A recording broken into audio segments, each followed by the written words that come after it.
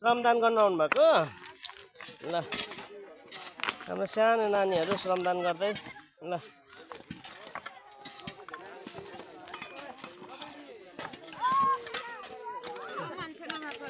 हजुर हाम्रो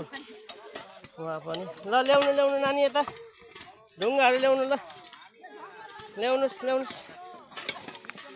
यता राख्नु ल सानी नानी पनि यहाँ श्रमदान गर्दै हुनुहुन्छ यहाँ नानीहरू हजुर ल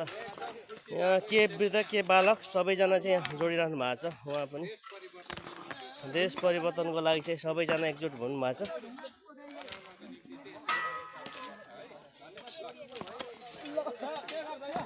ल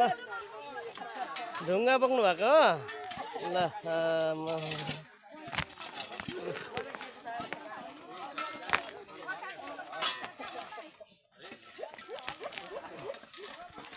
हाम्रो राजेश सर पनि श्रममा जोडिरहनु भएको छ चौरनी गरी राख्नु परेको श्रमदानमा चाहिँ तपाईँको हाम्रो केन्द्रीय सदस्य कर्मचारी पार्टी विशेष गरी अब रहर लाग्दो पक्ष चाहिँ के छ भने यहाँ 7-8 वर्षको नानीहरू चाहिँ एकदमै श्रमदानमा चाहिँ गर्नु भएको छ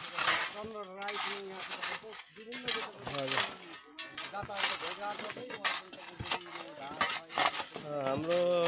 जिल्ला सदस्य जीवन राईज्यू पनि यहाँ भिडियो गरिराख्नु भएको छ श्रमदानमा जोडिएर ल जीवन सर नमस्कार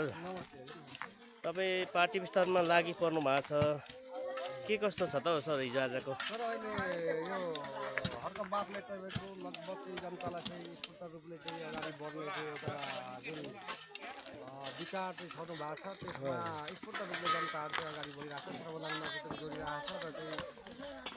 हर्का बात अपरिहार्य देशको लागि चाहिँ छ विकल्प हर्का बात हो अरू कुनै यस्तोको गर्दैनन् भन्ने चाहिँ तपाईँको स्पष्ट तपाईँको यही स्थलमा आएर बुझ्न सकिन्छ त्यसैले चाहिँ तपाईँको अब देशैभरि यो चौडण्डी गरी नगरपालिका मात्र नभएर देशैभरि यसमा तपाईँको हामीले यो महाअभियान हर्का बातको चाहिँ विचार विश्लेषण भुइँमान्छेको आज चाहिँ तपाईँको उत्थान गर्नु र तपाईँको यसलाई चाहिँ कार्यान्वयन गर्नु र स्थापित गर्नुको निम्ति तपाईँको लागि पर्नुपर्छ भन्ने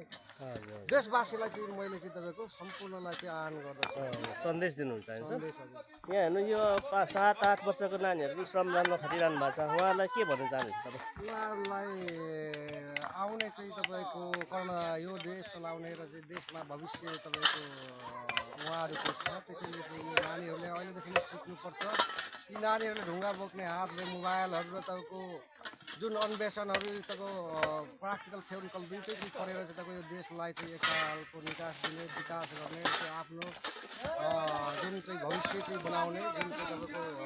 काममा चाहिँ तपाईँको लगाउनुपर्छ लाग्नुपर्छ र अहिलेदेखि नै यी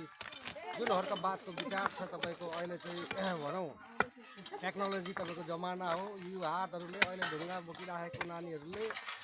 भरे तपाईँको मोबाइलहरू डट पेनहरू लाइटहरू सम्पूर्ण चाहिँ तपाईँको उयोहरू चाहिँ तपाईँको गरेर चाहिँ अगाडि बढ्नुपर्छ बढाउनुपर्छ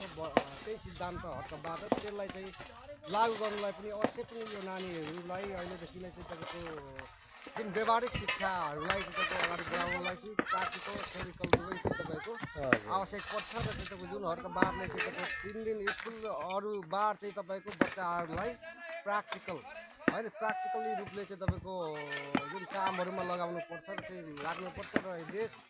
र जनताको र चाहिँ यो युवाहरूको भविष्य यहाँ चाहिँ तपाईँको छ भन्ने खालको चाहिँ ल्याएको छ यसलाई स्थापित गर्नुको निम्ति नै पनि अहिलेदेखि नै यस्तै कामहरूदेखि अगाडि चाहिँ सिकाउँदै लानुपर्छ नानीहरूलाई हजुर यसरी नै लानुपर्छ हुन्छ ल हुन्छ धन्यवाद जीवन सर धन्यवाद धन्यवाद हस्